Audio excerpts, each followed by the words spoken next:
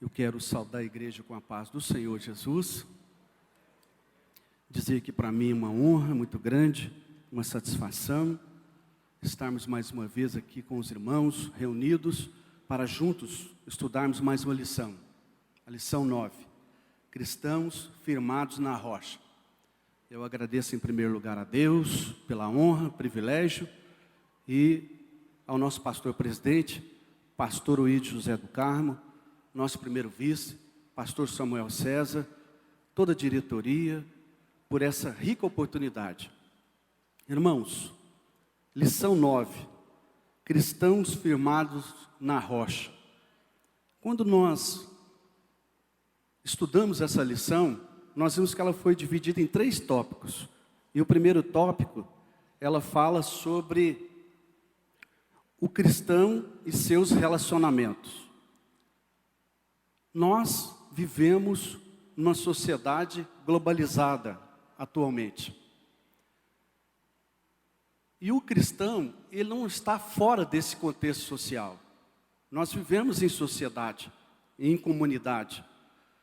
E por onde quer que nós andemos, nós temos que nos relacionar com as pessoas.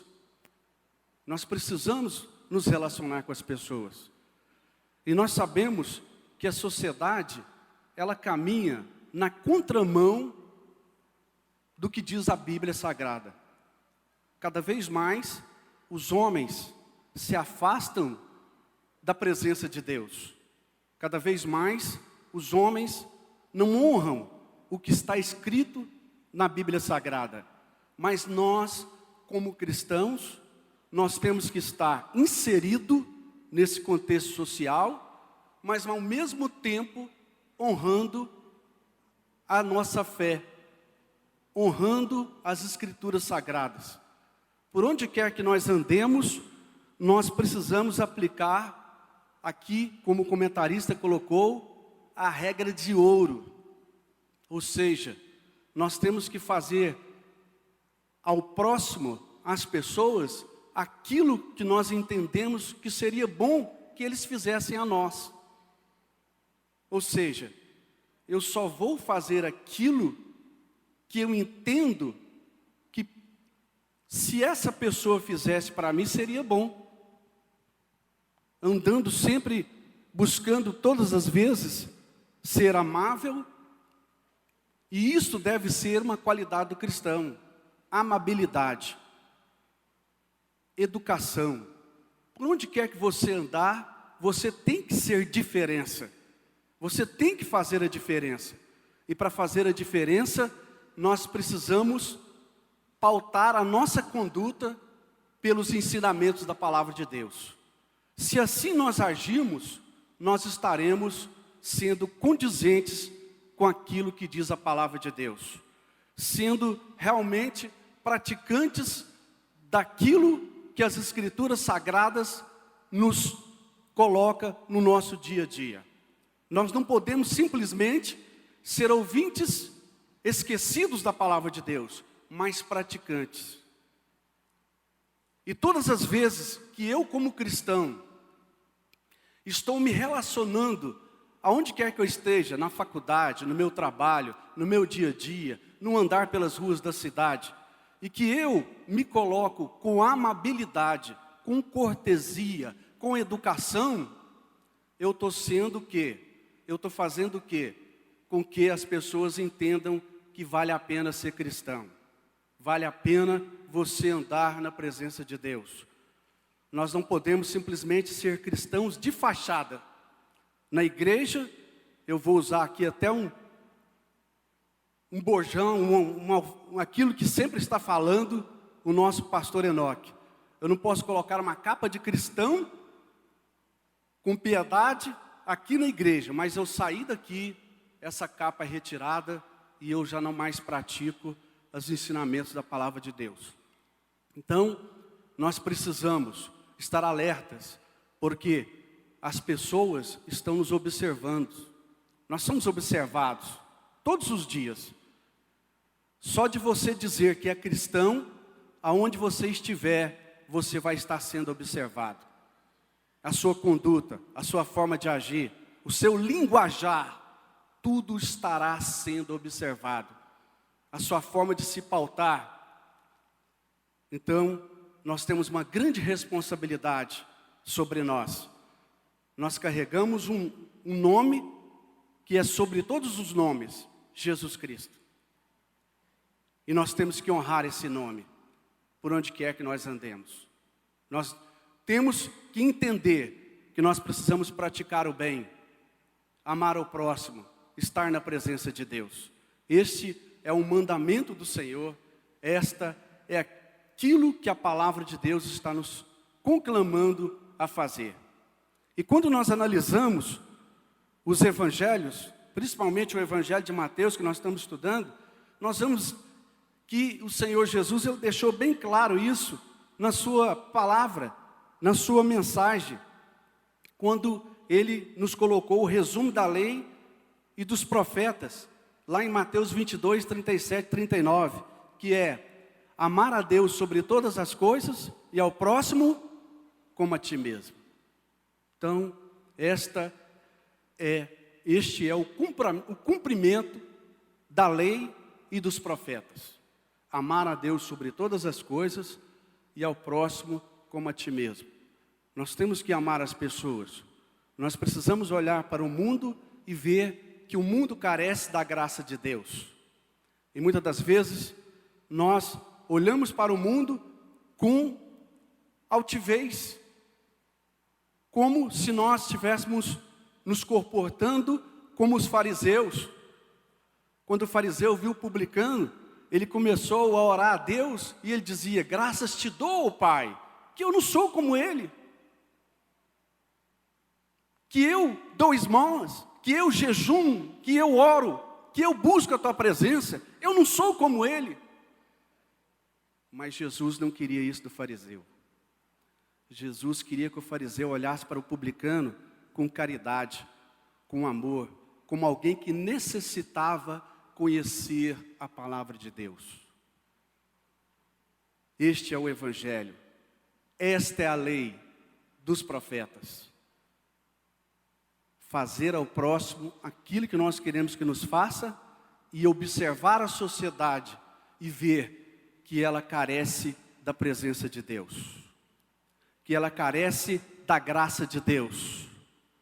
E ao invés de nos colocarmos como fariseu, nos colocarmos como alguém que vai anunciar o Evangelho do reino.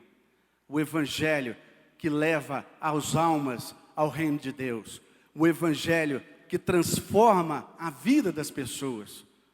Nós sabemos que cada vez mais os homens estão se apostatando da fé, se distanciando de Deus. E isso às vezes tem contaminado o cristianismo. Muitas das vezes nós estamos vivendo um cristianismo de fachada, mas nós não fomos chamados para isso. Nós somos chamados para fazer diferença, para pregar o Evangelho, para trazer o homem que está afastado da presença de Deus para perto do Senhor. Este é o ministério para o qual você foi chamado, eu fui chamado a anunciar o Evangelho do reino, anunciar as boas novas, fazer com que a sociedade possa entender que nós só vamos alcançar vitórias verdadeiras quando nós nos pautarmos pelo que diz as Escrituras. Nós vivemos numa sociedade onde o mais esperto alcança sucesso, e não importa se ele vai subir nas costas do outro, não importa a forma que ele vai alcançar o sucesso, mas o Senhor está nos chamando para ser diferente, buscar em primeiro lugar o reino de Deus e a sua justiça, e as demais coisas vos serão acrescentadas. Quando nós buscamos em primeiro lugar o reino de Deus e a sua justiça, Deus vai acrescentando vitórias na sua vida. Deus vai cuidando da sua família. Deus vai cuidando do seu trabalho. Deus vai abrindo portas, porque você está primeiro focado nas Escrituras, focado no que diz a palavra de Deus, buscando viver em espírito e em verdade a palavra do Senhor. Este é o chamamento de Deus para cada um de nós. viver em espírito e em verdade na presença de Deus. Aplicar a regra de ouro, ser cortês, ser educado, ser manso, humilde, piedoso e caridoso. Isso é o chamamento de Deus para cada um de nós. E Ele fala que nós, como cristãos, precisamos saber fazer escolhas. E se nós fizermos escolhas de acordo com o desejo do nosso coração, nós vamos fazer escolhas errôneas, erradas. Mas nós temos que fazer escolhas de acordo com a vontade de Deus para a nossa vida. Quando em primeiro lugar eu analiso a minha vida diante do Senhor para tomar uma decisão, eu vou estar fazendo uma boa escolha. E o comentarista foi claro quando ele disse que muitos que estão entrando por caminhos que levam à perdição. A porta é larga para aqueles que amam a impiedade, para aqueles que praticam a concupiscência da carne e não observam a sã doutrina. Mas a porta é estreita para aqueles que querem observar a palavra de Deus, que querem honrar as Escrituras Sagradas. Porque o Evangelho de Jesus é um evangelho de renúncias. Não existe evangelho sem renúncia. Nós, quando aceitamos Jesus como nosso Salvador, nós somos chamados a renunciar à nossa vontade e caminhar segundo a cruz de Cristo, segundo a vontade do Senhor. Portanto, é o momento de nós analisarmos bem, de nós realmente buscarmos entender se verdadeiramente eu estou sendo um crente praticante da palavra de Deus, ou simplesmente um ouvinte esquecido da palavra do Senhor. Ou se eu estou ouvindo apenas aquilo que me interessa, aquilo que eu acho que eu devo fazer, e não aquilo que as Escrituras dizem que eu tenho que fazer. Por isso, o cristianismo requer de nós renúncias. Renunciar o pecado e se voltar para a presença de Deus. Todas as vezes que nós analisamos as Escrituras Sagradas, de Gênesis a Apocalipse, nós vamos ver que os homens e as mulheres de Deus foram homens que renunciaram à sua própria vontade para fazer a vontade de Deus, para buscar a plena vontade do Senhor. De Gênesis a Apocalipse. E todas as vezes que esses personagens bíblicos deixaram de renunciar à sua vontade, os seus prazeres, para poder andar de acordo com o seu próprio coração, eles quebraram a cara.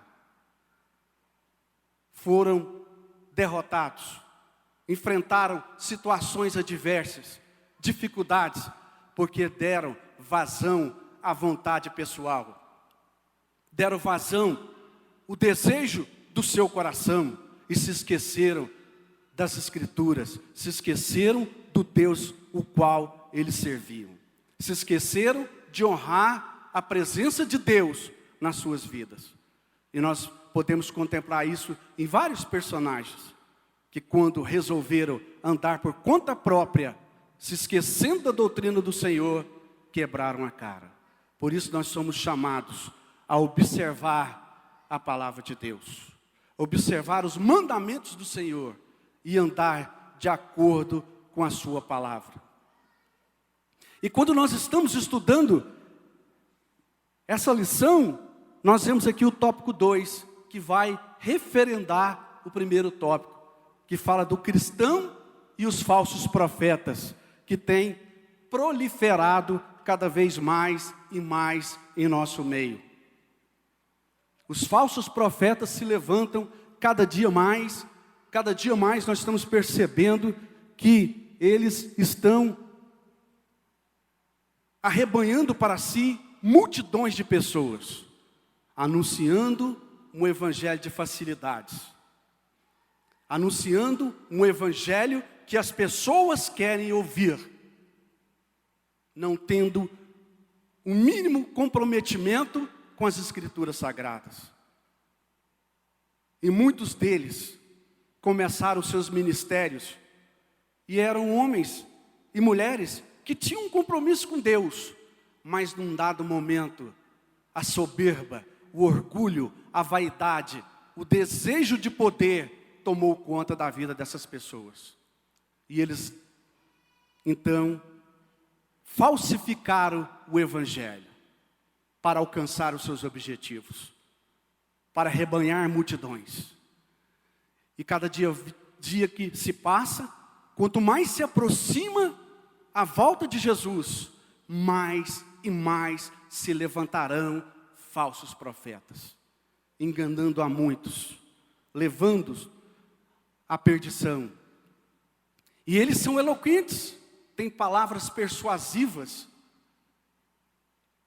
e muitos entram por esse caminho, porque também o evangelho que eles pregam é um evangelho que não precisa de renúncia, que a pessoa pode continuar do jeito que está, porque eles não têm compromisso com o reino, eles não estão preocupados com a ovelha, eles querem simplesmente usufruir da ovelha, comer da carne da ovelha, aproveitar da ovelha, e não estão nem aí pela ovelha, o que a ovelha vai fazer, como que ele vai viver. Não, é o evangelho do eu, egocêntrico.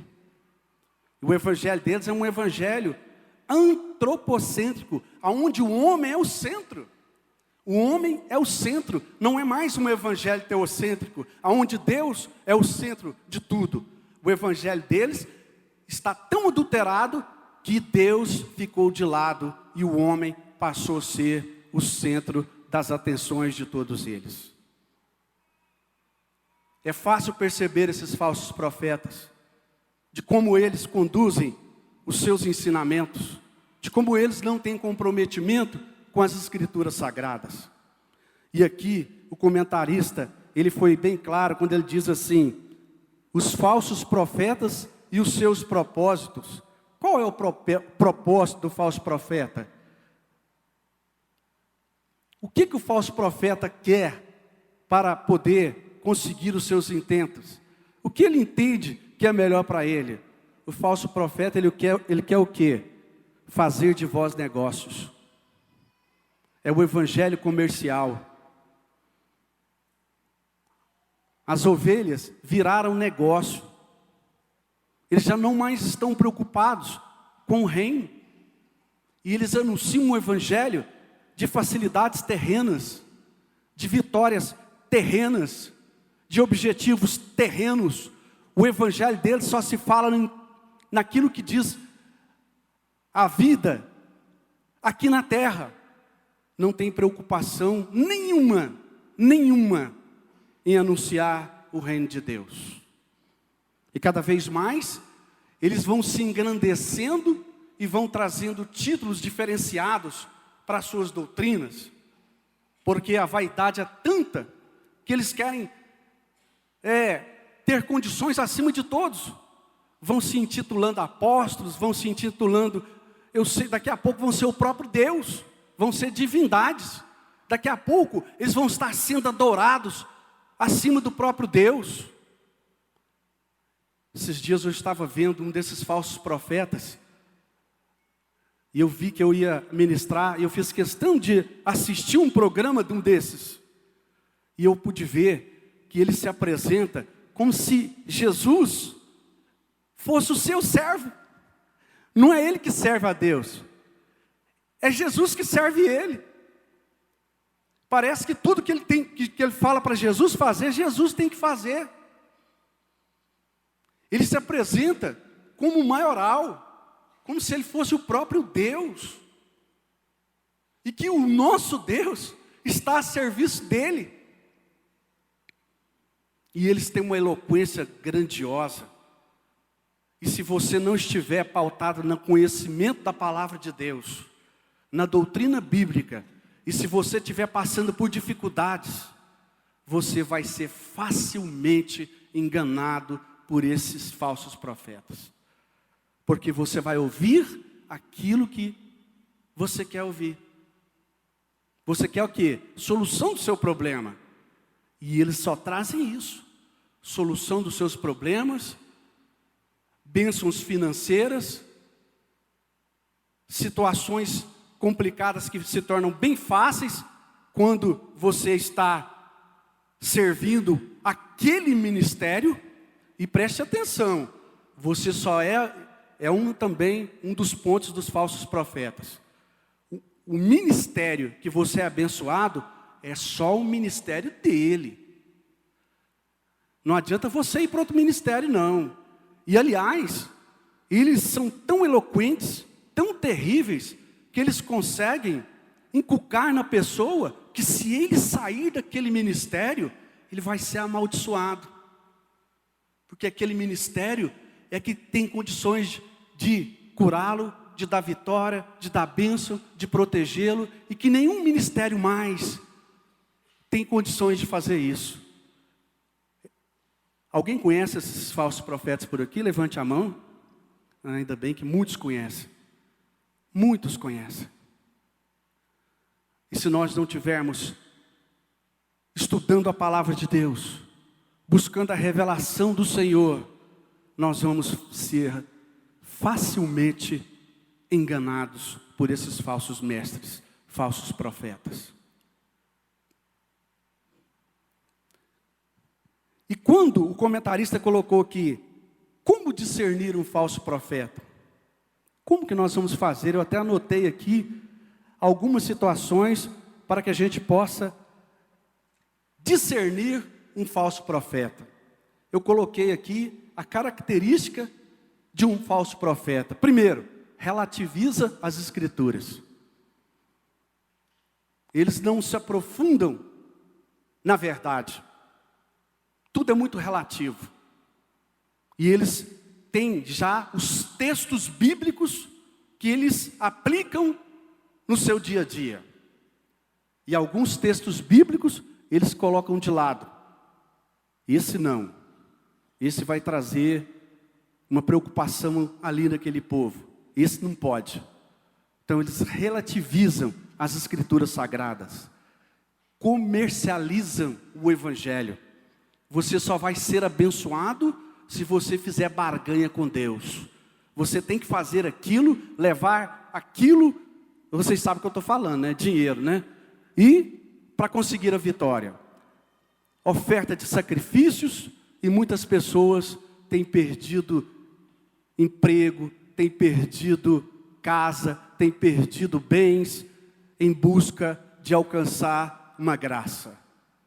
Eu quero dizer para você, o evangelho verdadeiro não te custa nada. Só uma coisa, aceitar Jesus como Salvador e andar na presença dele. E quando você anda na presença de Deus, você é grandemente abençoado, ricamente abençoado, porque você entende a essência do evangelho. Como nós estudamos no primeiro tópico, você passa a andar na presença de Deus de uma forma diferenciada. Você passa a entender que quando você está ajudando alguma pessoa, você está juntando tesouros no céu. Quando você anda na direção de praticar uma boa obra, Deus estará te recompensando, independente de você fazer barganha ou não. Mas quando você pratica o evangelho de coração, com desejo realmente de servir a Deus em espírito e em verdade, você será ricamente abençoado. Porque quando nós andamos na direção do Senhor, Ele cuida de você.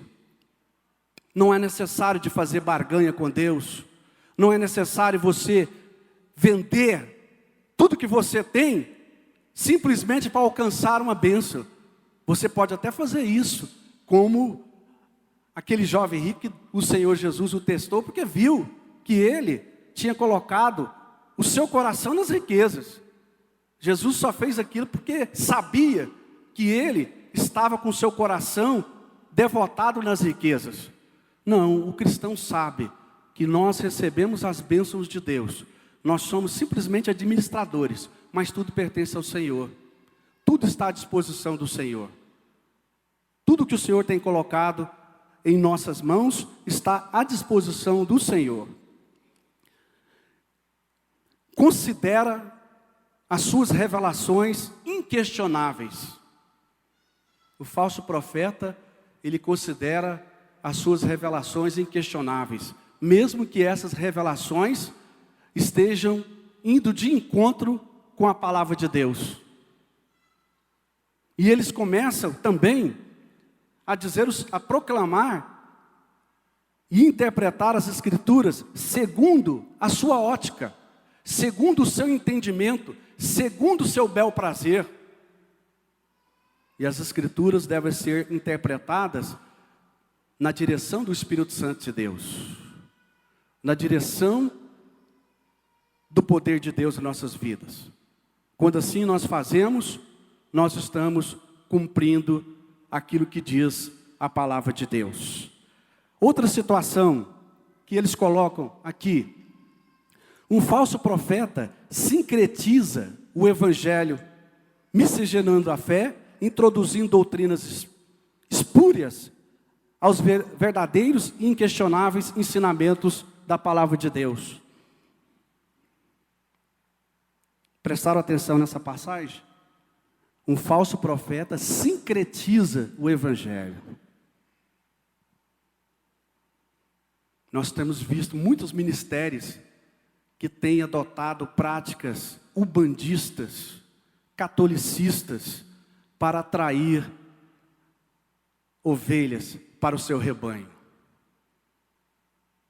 Eu não preciso citar, mas vocês estão cansados de ver ministério utilizando sal grosso, utilizando terra lá de Israel, água do Rio Jordão, a Arca da Aliança em miniatura para vender para os incautos, miscigenando o evangelho com a idolatria e o paganismo. É uma característica do falso profeta. E você tem contemplado isso. Você tem visto isso todos os dias, quer seja na televisão, quer seja no rádio, quer seja nos alto-falantes, nos outdoors, pelas ruas da cidade. Estão sincretizando o evangelho. Dia de sexta-feira, os pastores agora estão todos de branco. Sapato branco, meia branca, paletó branco, calça branca, gravata branca. Agora tem uns usando também a bandeira com a estrela de Davi, de Israel. E aí vai, assim, o sincretismo religioso aumentando cada dia mais. Nós temos que tomar muito cuidado, porque cada vez mais nós vamos estar vendo esse tipo de situação. E eles têm um argumento muito forte. Se você não estiver bem centrado na palavra, você vai cair no argumento deles. Leva a Arca da Aliança para a sua casa, e você vai ver a transformação na sua vida. Como aconteceu com Obed-Edom, e eu até já preguei essa mensagem aqui, quando aconteceu com Obed-Edom. Obed-Edom era pobre, miserável, mas quando ele levou a Arca da Aliança para a casa dele, Deus prosperou Obed-Edom. Mas hoje a Arca da Aliança é Jesus Cristo, é o Espírito Santo, é oração, é jejum, é andar na presença de Deus, é ler a Bíblia Sagrada.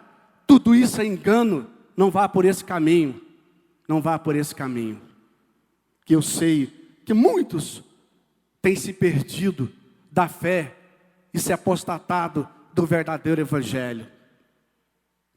E eu tenho um testemunho vivo disso. Uma das pessoas que me disciplinaram, me doutrinaram no evangelho, hoje está lá nessa casa de falso profeta, pregando o evangelho adulterado, levando as pessoas ao engano, comercializando a fé e se vendendo para poder obter vantagens pessoais. Temos que tomar muito cuidado com tudo isso. Outra característica que eu coloquei aqui do falso profeta é o seguinte: ele diz assim: um falso profeta tem sede de poder, vive pelo poder e ama o poder. Há uns 2 anos atrás, as pessoas que me conhecem aqui há mais tempo sabem que eu pertenço ao Corpo de Bombeiros. O meu comandante, ele recebeu um convite para participar de de um culto, numa dessas igrejas que eu me considero falsas doutrinas, que eu não vou dizer o nome, que a gente não pode dizer o nome. E ele me escalou para ir no lugar dele.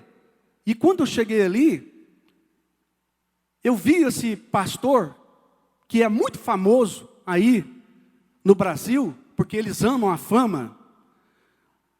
E eu vi como que ele tratava os obreiros dele. Os obreiros dele tinham medo dele. Quando ele chegava, os obreiros tremiam de medo. E se ele pegasse um microfone, e o microfone falhasse, meu Deus do céu, a arrogância daquele pastor, a falta de amor pelas almas, os obreiros tremiam de medo desse pastor, que não é nem pastor, é apóstolo, se intitula apóstolo.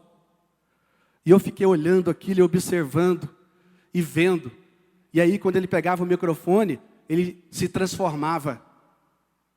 Aquele homem duro, mau, se transformava num homem bondoso, caridoso, que tinha o poder de transformar a vida daqueles que estavam ali. E aquelas pessoas estavam venerando mais ele do que o próprio Deus. Isto é a característica de um falso profeta, um enganador. Outra característica que eu coloquei aqui: um falso profeta se considera melhor do que os outros, e em virtude disto, distingue-se da verdade, criando e fabricando novos títulos eclesiásticos. Nós estamos vendo por aí. Tem título eclesiástico de todos os jeitos. Ministérios de todos os jeitos. De todas as formas. Proliferando a cada dia mais. E às vezes, isso tem atrapalhado o crescimento do evangelho. Porque você, quando chega no lugar e se apresenta como pastor, as pessoas tendem a ligar a sua imagem à imagem desses falsos profetas. Pense que você é um aproveitador, um enganador, um comercializador da fé. E os pastores que estão aqui podem comprovar isso que eu estou falando. Esses falsos profetas têm feito um mal terrível ao cristianismo.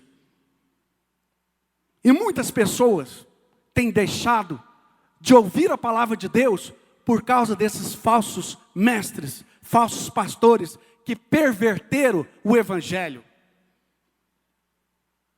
que corromperam a sã doutrina. E você, quando vai pregar, às vezes para uma pessoa, ele já está armado contra você. Você sabe disso que eu estou falando. Esses falsos mestres têm feito muito mal ao cristianismo, mas eles vão receber de Deus o seu galardão. Aquele dia está esperando por eles. Outra característica do falso profeta, e eu já vou adiantar porque já temos que entrar no próximo tópico. Um falso profeta fala de Cristo, entretanto o nega. Prega sobre Cristo, mas não o conhece. Fala em nome do Espírito Santo, sem contudo ter sido regenerado pelo Espírito Santo. Pregam Jesus, mas não conhece Jesus. Porque se conhecesse Jesus, não fariam o que faz. E eu digo para vocês, eu tenho para mim, que eles não acreditam em Deus. Não acreditam. Porque se acreditasse, não fazia o mal que tem feito as ovelhas por aí. Eles não têm nenhum compromisso com a palavra de Deus. E têm corrompido o evangelho. Mas naquele dia, quando eles chegarem diante de Deus, Jesus vai dizer uma palavra dura para eles. Apartai-vos de mim, operários maus. Eu não vos conheço. Mas Jesus, eu falei em teu nome. Nós fizemos prodígios, maravilhas. Apartai-vos de mim, operários maus. Esta vai ser a palavra dura para esses falsos mestres, falsos profetas, que têm corrompido o verdadeiro evangelho. Amém? Tópico 3. Cristão e a firmeza espiritual.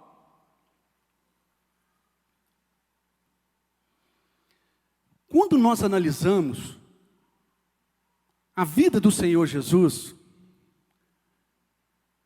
e olhamos como eram os ensinamentos de Jesus, nós vamos perceber que Jesus, ele foi um homem que ensinou de uma forma muito simples. Aonde quer que Jesus ia, por onde quer que ele passava, os seus ensinamentos tinham palavras que eram compreensivas, tanto por menos douto, quanto por mais capacitado. A palavra dele fazia com que as pessoas compreendessem o que ele estava falando. E quando nesse tópico nós estamos falando do cristão e a sua firmeza espiritual, nós vemos que Jesus ele contou uma parábola. A parábola do prudente e do insensato. E ele utilizou o quê? Algo que todo mundo conhece, que todo mundo sabe, principalmente ali naquela região, naquela época. Ele começou a contar essa parábola e dizendo, olha, havia 2 homens. Um era prudente, o outro era insensato, imprudente, não tinha senso, faltava-lhe razão. E o prudente, quando foi construir a sua casa, ele foi cavando ali até chegar na rocha. E quando chegou na rocha, ele edificou a sua casa. Mas o imprudente, ele fez o contrário.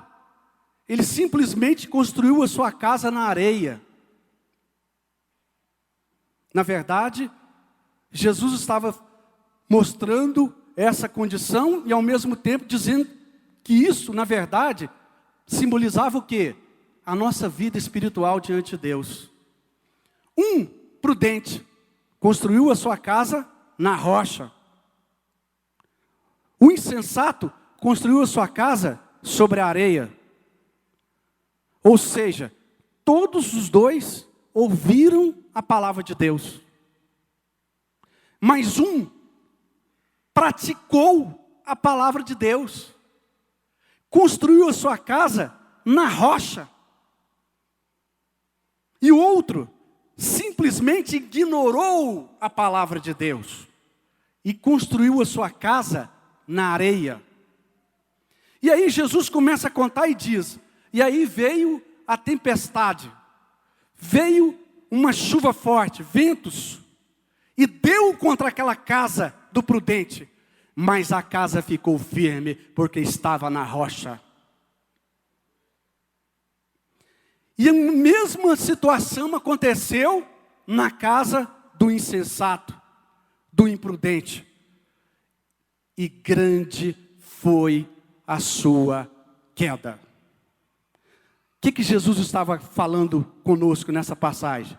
Que nós precisamos edificar a nossa fé na rocha que é Cristo Jesus.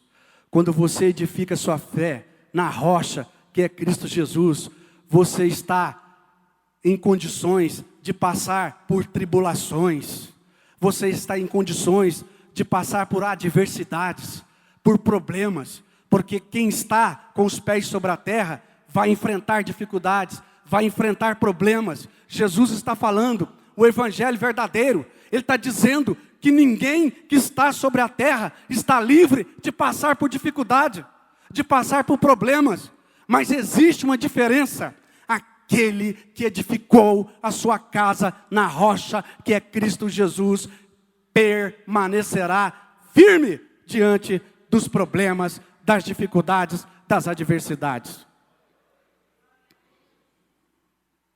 Mas aquele que levou a palavra de Deus de forma desatenciosa, não colocou em prática os ensinamentos do Senhor, que construiu a sua casa na areia, é aquele que não teve firmeza diante de Deus, que não observou as Escrituras, que não observou os ensinamentos do Mestre. E quando vier as tempestades, quando vier as adversidades, quando vier as tribulações, ele vai estar fraco, despreparado, e ele vai cair. Grande será a sua queda.